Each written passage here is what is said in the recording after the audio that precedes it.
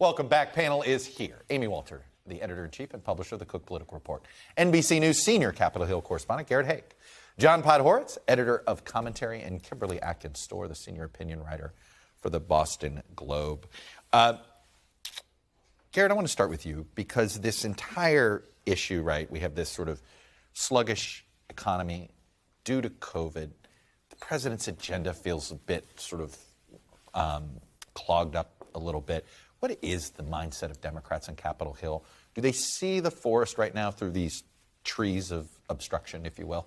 I think they do. I mean, Democrats promised the world to their voters coming into that last election cycle, and now they're trying to figure out what they can still deliver on. They've left some priorities by the wayside. The guns bill, the voting rights bill that'll get a vote this week that they don't think are going to pass. But all the marbles are on these two big spending bills right now, and they're just pretty well stuck. Now, I think everyone understands that the reconciliation bill is probably too big to fail.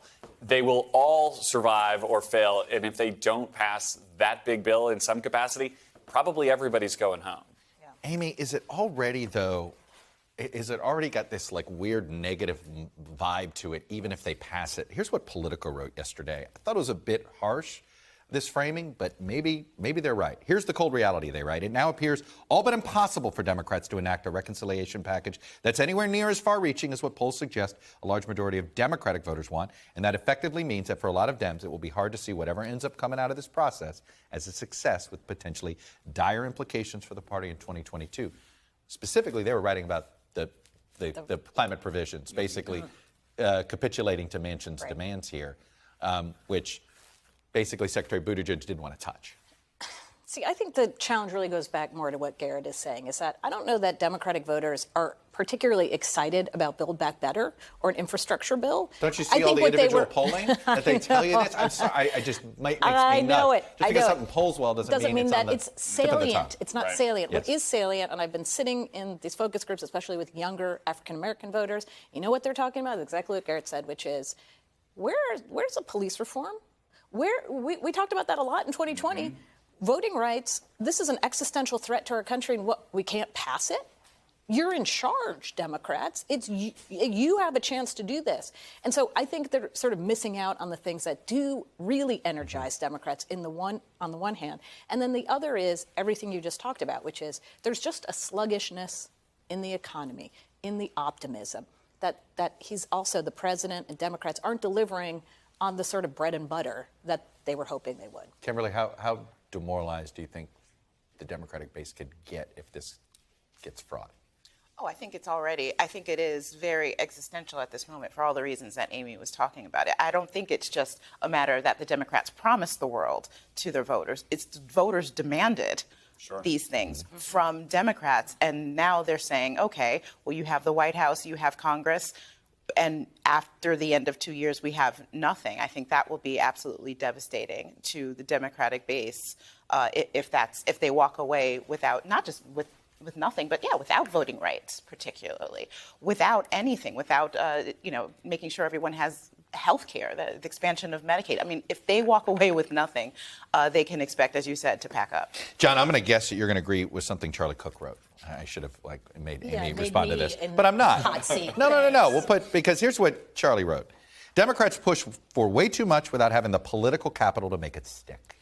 It's killing them on overreach. It's killing them on competence. If misreading a mandate is a sin in politics, pretending that you have one when you don't is a mortal sin. Is that the issue? In March, John Meacham convened a bunch of historians at the White House who said to Biden, you can be FDR, you can be LBJ.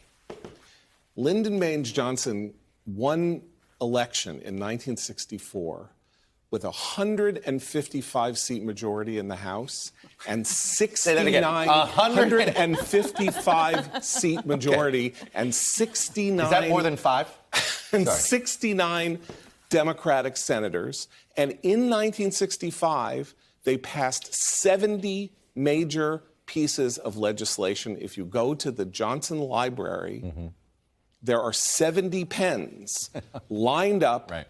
That's the Great Society. Joe Biden has a majority of, nobody even knows, is it 3, is it 5, is it 4 in the House, and a 50-50 Senate. only a 50-50 Senate because of bizarre machinations by Trump in November and December that depressed the Republican vote. Democrats went nuts in the winter. They went crazy. They're proposing, they were at the point of having $8 trillion of new spending with no consensus. Forget the Democratic base. Like, there was no mandate to do any of this from the American people writ large. But they're locked in structurally, right? I mean, you can't do voting rights with a 50-vote threshold. You can't pass a guns bill with a 50-vote threshold. You can spend money with a 50-vote threshold, and you have to say the price tag first. That's the way reconciliation works. And so they lock themselves into this messaging nightmare by saying, okay, we have to set the price tag and then tell you all the good stuff it's going to do. And that's not right. And then take it all out. That's not a way you build a coalition around anything, but it's what they were forced into doing. And they had a coalition for a bill.